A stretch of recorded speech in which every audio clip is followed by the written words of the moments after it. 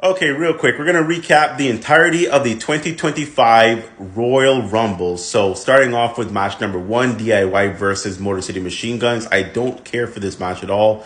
I love that DIY went over because they're way more interesting as a heel champion than what they were doing before as a babyface. Motor City Machine Guns, I don't care for. They're not interesting to me. I love them in TNA like 10 plus years ago. Seeing them now, I'm kind of over it because I'm interested in other tag teams. Like, I love the fact that the tag team division on SmackDown is getting love due to the increase of from 2 hours to 3 hours. They can actually tell stories. There's the whole story of Pretty Deadly, kind of orchestrating things in the tag team division and SmackDown. And I think that's going to eventually lead to a match. Pretty Deadly versus DIY at WrestleMania. And I think Pretty Deadly goes over in that match. For now, though, it's a nice thing to see the tag division being represented on a PLE. It's great to see the titles specifically be on a PLE and not defended on some random episode of SmackDown or Raw. But I just don't care for this feud. Maybe the Street Profits, who actually, I guess they went heel in the end of the match, attacking both teams, coming out of nowhere and attacking Motor City Machine Guns and DIY. I guess they're now heels.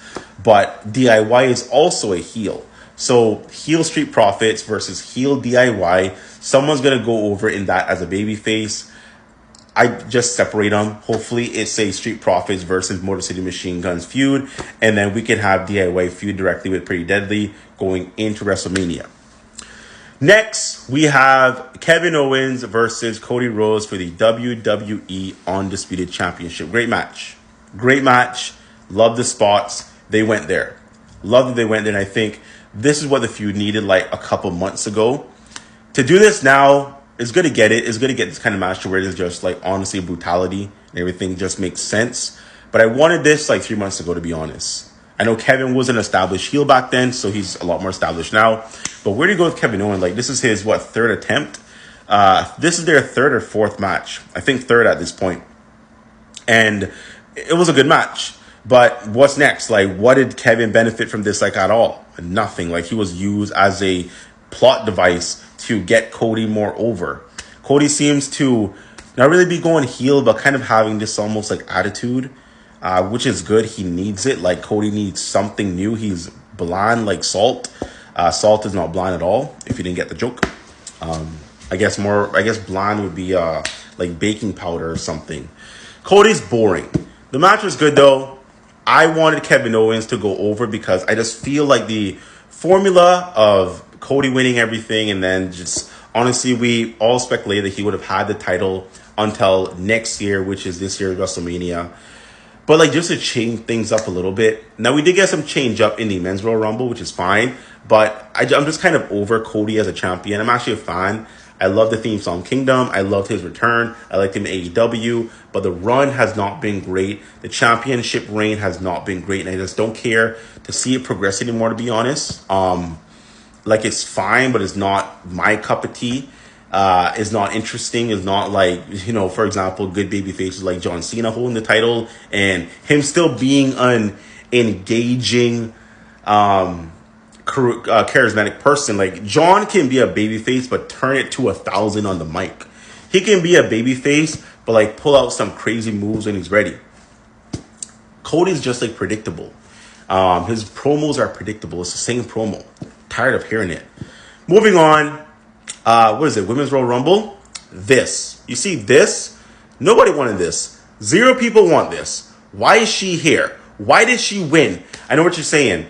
Oh, like she's good on the mic, which she is good on the mic. She's decent in the ring, which she is decent in the ring, but I don't think this was the right play. Now, I'll tell you why they went with this decision, and then I'll tell you why it's a bad decision for just the general health of the roster. She's known. She's Charlotte Flair. She is Ric Flair's daughter. They're probably wanting her to break her father's world record streak, which it doesn't matter because that is the men's record. She already has the women's records for the most winningest wins for the female division of all time in WWE. She already has that. Anyone chasing her is trying to beat her record. They want her to, I guess, beat her father's record to push her up to maybe 19 or 20 titles. It feels like whenever she leaves and come back, like she just guaranteed a shot. It happens time and time and time and time again, and it's just kind of boring.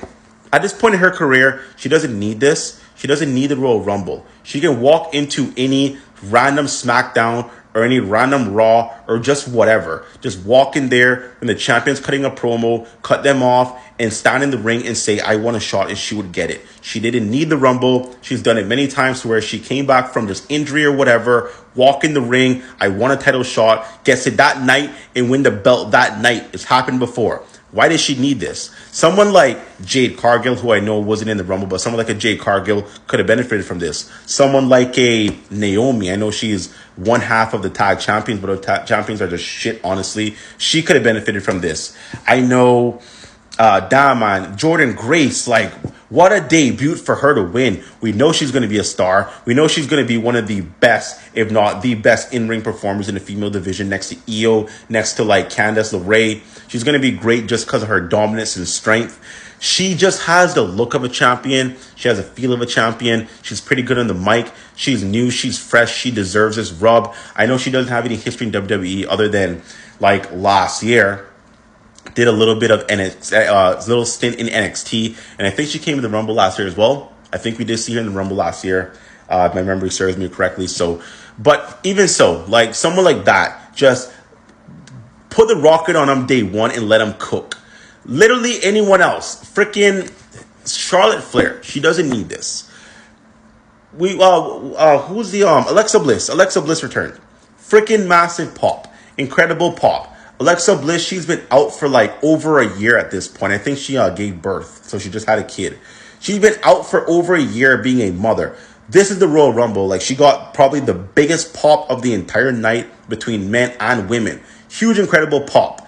Obviously, they didn't expect that, but she's over as hell. She should have won. An audible should have been called mid-match. Listen, Alexa's winning. Charlotte, you're not going over. Instead, you are going to be the Iron Woman, and you're going to be second in the Rumble.